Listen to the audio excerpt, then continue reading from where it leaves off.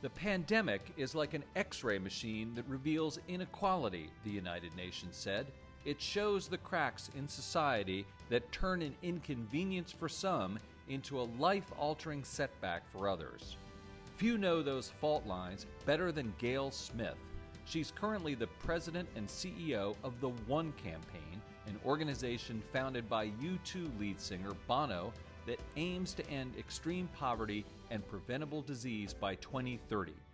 Earlier in her career, Smith served in the Obama administration as the head of USAID, which distributes billions in foreign aid each year. In this episode of Influencers, Gayle joins me to talk about how the coronavirus has worsened inequality and what we can do about it.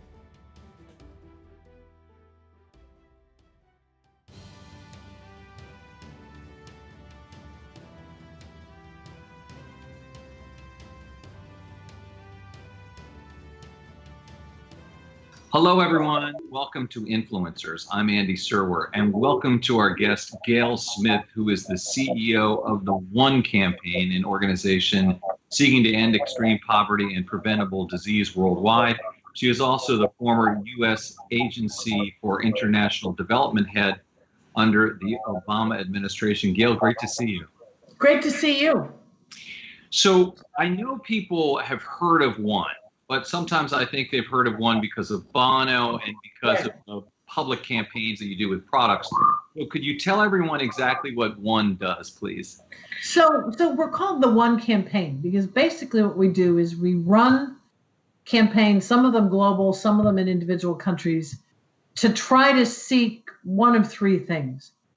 One is more resources for ending extreme poverty and preventable disease.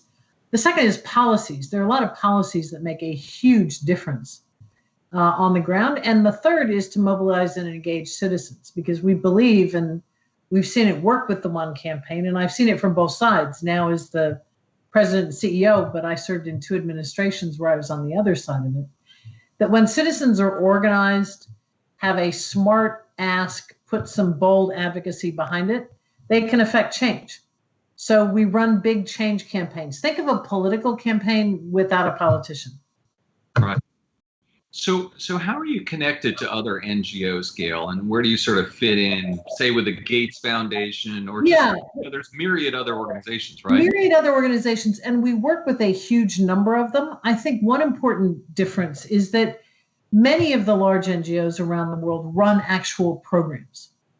Right? So they have supporters in governments, but they also have supporters from among the public, and they support schools and clinics and other programs. We don't do that. We don't ask our supporters for money. We just ask them for our voice. So we do the advocacy and policy side. How do we mobilize people to affect real and meaningful change, not just in the capitals of donor countries who control a lot of the levers, but also within Africa, where we've been building this model out over the last couple of years. Yeah, what does that really mean, asking people to lend their voice instead of money? Yeah. So I'll give you a great example. It was probably over a year ago in the United States where there was a move by the White House on something called rescissions, which was to basically pull a lot of money out of the budget, including a huge amount of our development assistance. On the grounds it hadn't been spent, we're going to pull it back. Our team was able to mobilize thousands of people across the country within 24 hours to get to their members of Congress to say, we actually care about this. You know, you may think that Americans don't care about people overseas or foreign aid. Actually, we do. You need to stop this. And that did two things. I think to those members who had not been paying attention, it was like, oh, some of my constituents actually care, so maybe I should speak up and act on this. To others, it sent the message that if you're willing to stick your neck out and stop this, you've got constituents who will support you and say, good on you, you've done a good thing. Global level, it's major petitions and campaigns to let leaders know that there are hundreds of thousands and in some cases millions of people who support a bolder move or who will get behind what you're doing or who expect more of you. Right. And so then I can see how the products like T-shirts or Apple products would fit into that, because then you're showing people you care by buying those things and having that logo? Well, that's part of the one campaign is a project called Red. Right. Red does is exactly what you described. So it has worked with Apple over the years. There's a red iPhone. You may have seen it. It's actually a gorgeous red iPhone. Right. And you look and it's got the red logo on it. And what that is that the proceeds from the sale of those products go to the fight against HIV and AIDS. Right. That's a slightly different model than the advocacy model. We raise literally hundreds and hundreds of millions of dollars for the Global Fund to fight AIDS, TB, and malaria. And it's a little bit of a twofer. You can show that you actually care about something, but your money is actually going to fund the programs that help us move forward as we continue to fight the AIDS epidemic. Got it. Okay. Let me ask you about current events and what's going on with COVID-19, and how is that impacting the work that you do, Gayle?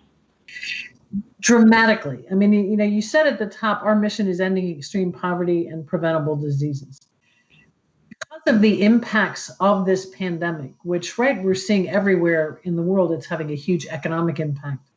On the world's poorest countries, that's even greater and felt more because there's less to fall back on.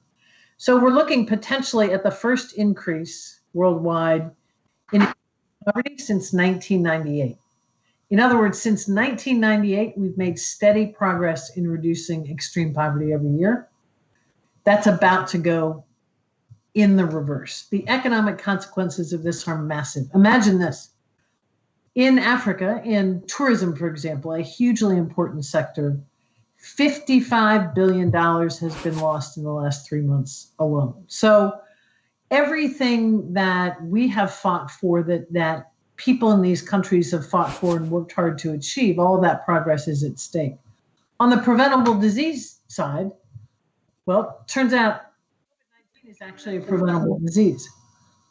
And we are looking there. We've launched a big campaign called One World to focus on mobilizing a global response to this pandemic.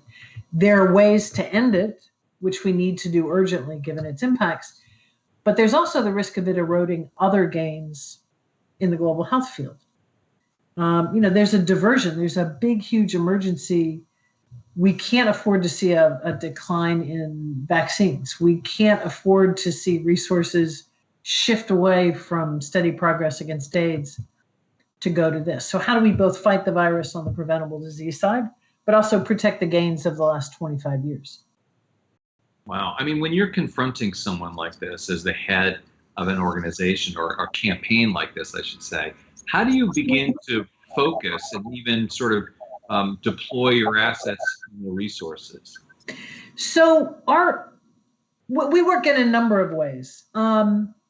One of them is what we call the sort of outside game. How do you capture the public's attention? And one's got a long history of marrying up with pop culture to capture people's imagination. And some of that has to do with Bono having been the founder. But I'll give you a couple of examples of things we've done in this campaign. One is something called Pass the Mic. And you may have noticed from the early days of this pandemic, there are a lot of celebrities and artists that wanted to do things, but there was an uneasiness. I think in both, like, what's our role? How do you do this? This is a sensitive time. This is affecting everyone. And what we came up with was a campaign where over 40 celebrities and artists handed over their social media to 40 experts. And these experts were frontline healthcare workers, epidemiologists, economists, big names on both sides. And we were able to reach millions of people with facts about this pandemic and how to fight it. Because, as you know, these artists and talent have huge followings. Another example that I'm really proud of and is actually really good music is our African team worked with African musicians from all over the continent to record an anthem called Stand Together, which is, you can find it on Spotify and YouTube and all these places, the theme of which none of us are safe until all of us are safe. And then eventually we'll come to the other side this pandemic, but for now we need to stand together. And that's the kind of thing that, for people who are already inclined to be interested, you can go to them with analyses, factoids, policy papers, and so on. But for people who aren't necessarily aware, you want to be accessible. And using culture is a great way, we've found, to make it accessible to people. And in the main, people want to do something. It's not that hard to put your name on a petition. Right. Tweet at your member of Congress. It's not that hard. So people tend to act. You were directly involved in the U.S. response to Ebola in 2014. Yeah. So what is your assessment of how the United States has handled the coronavirus? I have to say, sadly, I think there's a very sharp contrast. The response to the Ebola epidemic was extremely difficult. But I think one of the ways we were very effective, where I think we've got a contrast to right now, first was a tremendous reliance on facts, data, science, and expertise. And the American people are blessed by having huge talent within and among our U.S. government agencies. So we had a foundation to work with. Because fighting a virus, it's a science. There's data, you can track it, you know where it moves. So it's like an engineering, logistical exercise at warp speed. So I think that was one, and we're seeing less of that, quite frankly, now. I don't think the response to the Ebola epidemic was not politicized. There was a little bit of political noise at certain points, but when, for example, we went to Congress to get supplemental funding for the global response, strong bipartisan support. And I think, unfortunately, the response has become quite politicized today. I think the biggest difference, though, and it's the one that in many ways I find the most troubling, is that we are not seeing a global response and we are not seeing American leadership in marshaling that global response. And that global response is one that obviously we want to impact the lives of the world's most disenfranchised, but also matters to us. So if you think, for example, of the food fights that were had over PPE and medical supplies, we should be using our leadership to pull the world together and mobilize and say, we all need these things. Let's organize ourselves and be more effective and more efficient. The impact of this, here's a shocking thing. There are as many as 35 countries that could end up defaulting on their debts because the economic impact of this is so great. Now, the impact of any one of those on the global economy would not be major. If we start seeing significant numbers of countries default, huge impact on human suffering, but huge impact on the global economy. American leadership should be out there getting ahead of that. Lastly, think about vaccines, and there's a lot of talk about vaccines. We need a plan globally so that we've got vaccine equity, which isn't simply fairness, but it is also the kind of coverage that the epidemiology tells us that we need so that we can shorten the lifespan of this pandemic. That requires leadership and engaging the rest of the world in a way that I don't think we're seeing now, where in contrast, during Ebola, President Obama convened a summit with the Secretary General of the UN. It was top of agenda in the UN Security Council, the G7, the G20. He sat in the Oval Office, I was with him many times, called leaders all over the world to say, what are you going to do? What are you going to do? We all got to work together and get this done. So I think we're much more fragmented, not nearly science-oriented enough, and we're not planning ahead. Other than that, it's great. And just to follow up on this global leadership point, would it entail, for instance, the President of the United States, President Trump, of course, working with the W.H.O., and there's this rift now between the administration. And that's really a tragic rift. And I think, leave aside how China has handled this from the beginning. And there are likely issues there to explore, and they should be explored, because this isn't the first time we're going to face a global health threat. That should be sorted out. WHO is an institution that the world relies on. It's a little bit, it's the heartbeat of a global response like this. It is not a perfect organization. I've yet to actually meet a perfect organization. But it's a UN agency, which means it's also as good as its members. And so it's not as though this is an independent organization that we can just hold a referendum on, decide whether we like it or not. We are members, or we were. We are part of it. And it is our job, obligation, and I would argue opportunity to make it better and make it more effective. I think the tragedy has been to withdraw from the WHO and have an argument at the height of a pandemic. It's a bit like saying you don't like the fire chief, so you're going to burn down the firehouse while your house is on fire. I mean, okay, maybe you get the fire chief, but your house is still going to burn to the ground. So it's really that. I think that's really an unfortunate development. It's a really important organization, and we have, as I say, I believe the obligation and the opportunity to make it an even better organization, but it needs our support rather than our attacks. You mentioned social media. Yeah. And I want to ask you about social media when it comes to the pandemic, because there's a lot of misinformation out there when it comes to Facebook and Twitter and YouTube. And I'm curious what your take on that is. And are there solutions there? Is it a necessary evil? What is your thinking? Yeah. Look, we've always, I think, faced the people who put falsehoods out of the mix or sell products that aren't what they claim to be and so on. I think when it's on the internet, when you look at scale and speed, we're in a bit of a deluge right now. And I think it's really, really dangerous. But I think as dangerous as that, and this is again where leadership and how you manage a pandemic comes into play. There is even now a debate about whether science is a legitimate thing or not, right? So it's not just let's debate the facts on whether children transmit the virus.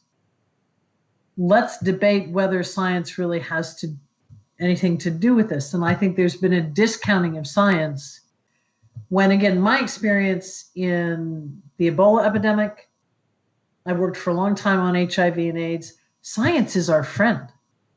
And you look at solving a political crisis, look at Lebanon today, for example. It would be great to have science and facts and data that could help guide through that. That's persuasion, that's a political will, that's human choice. In a pandemic, facts are our ammunition. And so I think the first thing that really needs to happen, and where we've got a deficit, is we need to re-legitimize science. It's kind of shocking to think that that's necessary. Because once you do that, then when falsehoods are put out there, debunking something with the science, which is what we used to do, becomes a much easier proposition.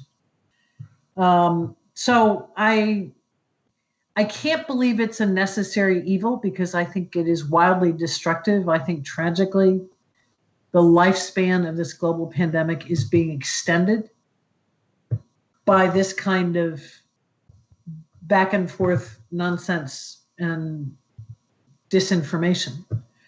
I'm not sure what the solution is, to be perfectly frank.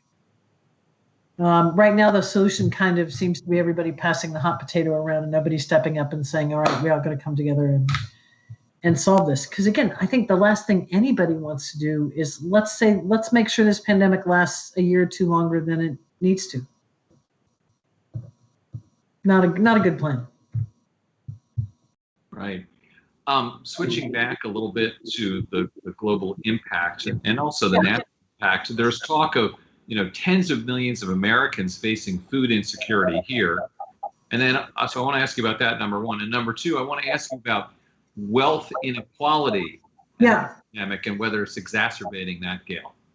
Well, I think that it is. And one of the, it's terrible yet interesting things is that the kinds of impacts we're seeing here are certainly being felt elsewhere in the world, but also just on a much greater scale. So that here, the sort of aftershocks or the secondary impacts of the virus and also the lockdowns is right. We've got joblessness.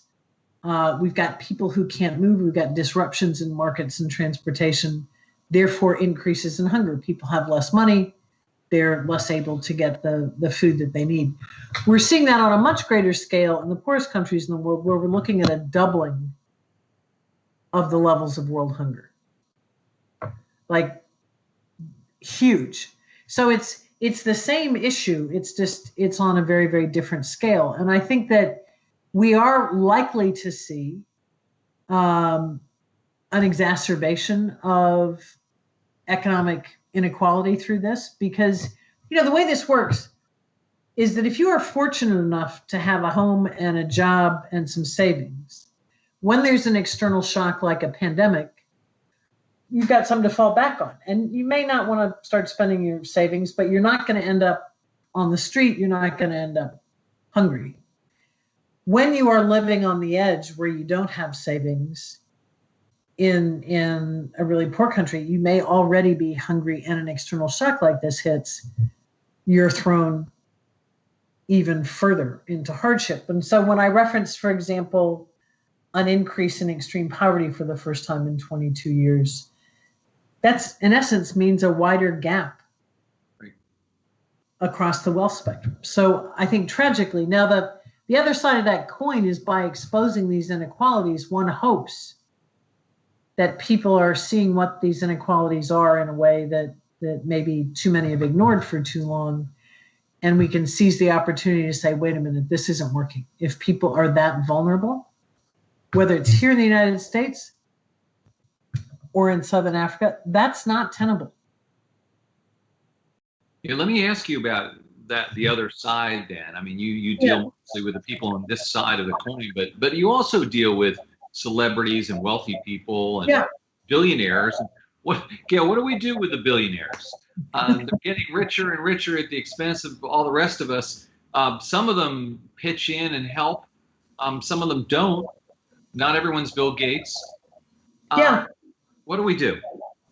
Well, I think part of it is to get more Bill Gates, and because I think one of the things that Bill has done is obviously decided at a certain point, I've got enough money, which arguably he certainly does. And so I'm going to use my name, my influence, my contacts, my networks, and my money to build this foundation, which I think the Gates Foundation has been a game changer in global public health. And there are others that have done this. But I think the big debate here is, because there's a lot of sentiment out there now that, well, philanthropy isn't enough. I think that's a fair argument, but I also think we shouldn't discount it. It's hugely impactful that Bill Gates is doing some of what he is doing. If you look at Bloomberg, other philanthropies, Jeff Skoll, there are a number of them out there that are doing quite extraordinary things and putting the resources they've earned.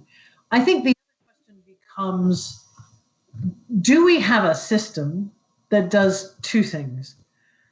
That puts upon us equal opportunities and equal obligations, right? And frankly, right now we have a system, and I think this is true worldwide, where because of race, class, gender, ethnicity, and systems that haven't been tweaked, we don't have equal opportunity. We don't.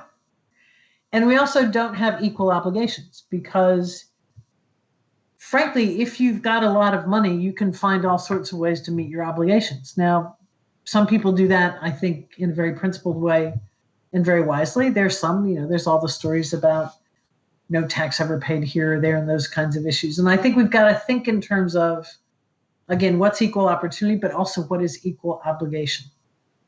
And it's an important discussion. I think there's a little bit of a danger that we craft it as good guys and bad guys, or all or nothing. It's not.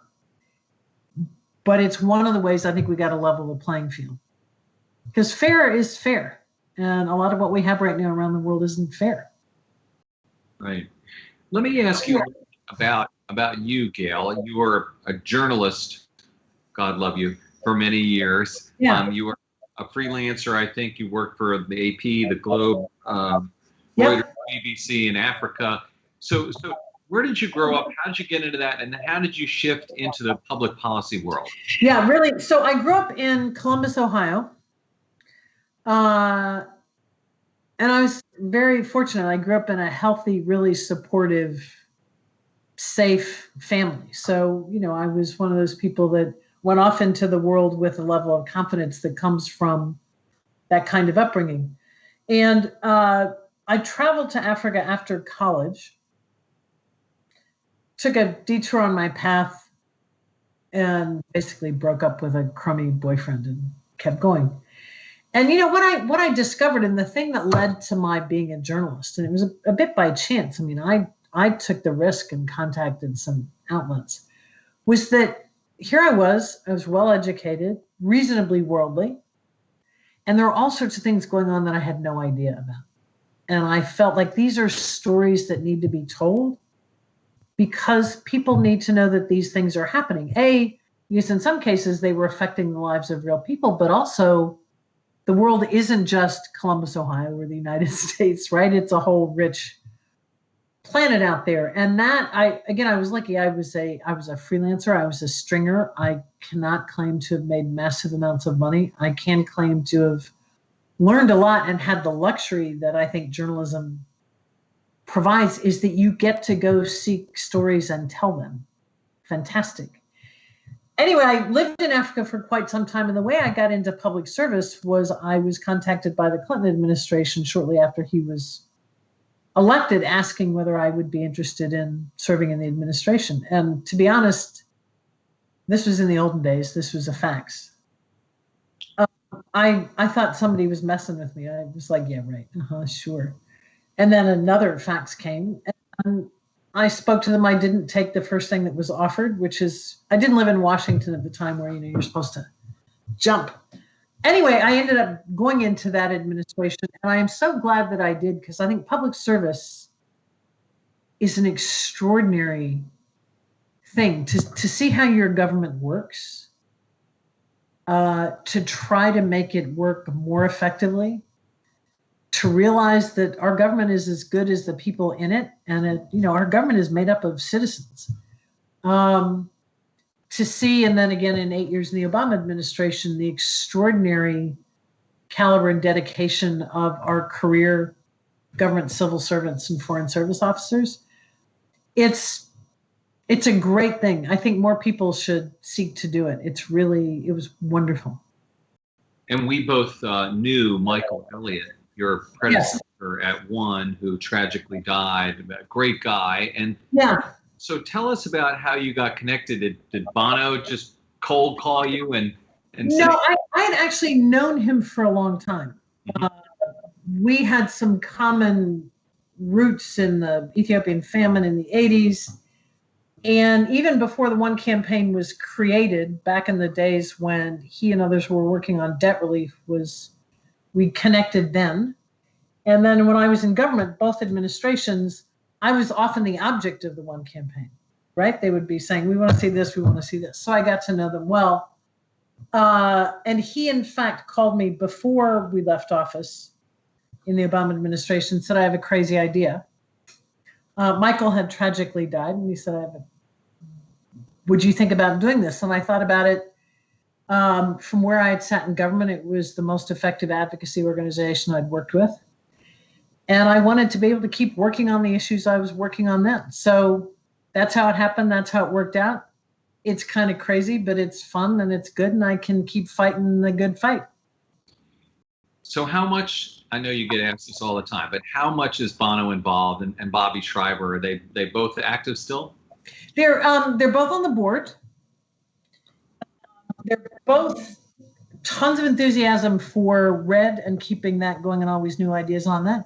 And both, yes, quite involved in One. I mean, Bono is not involved in the day-to-day, but he follows the issues, and and is deployed into action when either of his own initiative or when needed, he can have an impact, and he's got a huge impact. Because one of the things about him is, yes, he's famous, he's a rock star, but he knows his stuff. It's the thing that impressed me when I first met him. He's got a tremendous strength of feeling about these issues, but he's well schooled in the policy, the other dimensions. So he works the issues really hard. Right. Let me ask you about your future, maybe. And do you have any desire to go back into government? What would happen if Joe Biden became president and called you up? I'd say congratulations. I had the pleasure and honor of working with him when he was vice president. Interestingly, and I've had an extraordinary career up to now, I've not been one who's sort of scoped it out and said, I'll do this for 5 years, and then I want to do this, and then I want to do this. It's been more the case of my considering, where can I do something that challenges me enough that I'll work hard, right? Because we all know things that are a little too easy, you don't work as hard. Where I can bring about change and make a difference. And I don't have any plans at this point for anything. We haven't had an election yet. We'll see what happens. We'll see if anybody calls. We'll see what I think. And finally, Gayle, let me ask you about what you see your legacy or your work. I mean, you talked about this a little bit just a second ago, but what are you trying to do on planet Earth? I think I'm trying to make it more fair. Again, I was talking about when I first became a journalist, and I had a good education. I knew a lot. I think what opened my eyes was how unfair the world is. And the big event for me was the Ethiopian famine in 1984 and 85, which was, I was in a port of Ethiopia where there was also a war, and 1,500, 2,000 people were dying every day.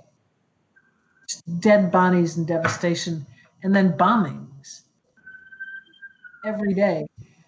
And then you look at the other side of the planet, you arrive in London or the United States and say, how can these two realities be existing on the same planet? That's just not right. So what can I do to try to, if the extremes are from here to here, just even narrow them a bit, number one. And then I think the second thing was, even in the midst of extraordinary hardship in countries I've been in, the dignity and generosity afforded me, the generosity afforded by people who have very little. And I think it's fighting for their dignity. Poor people are not passive people waiting for handouts. There are equals who did not grow up like me, and they deserve opportunity and they deserve their dignity. So if I can make the world a little bit more fair and fight for the dignity of people who are not getting the dignity they deserve, that'll keep me going.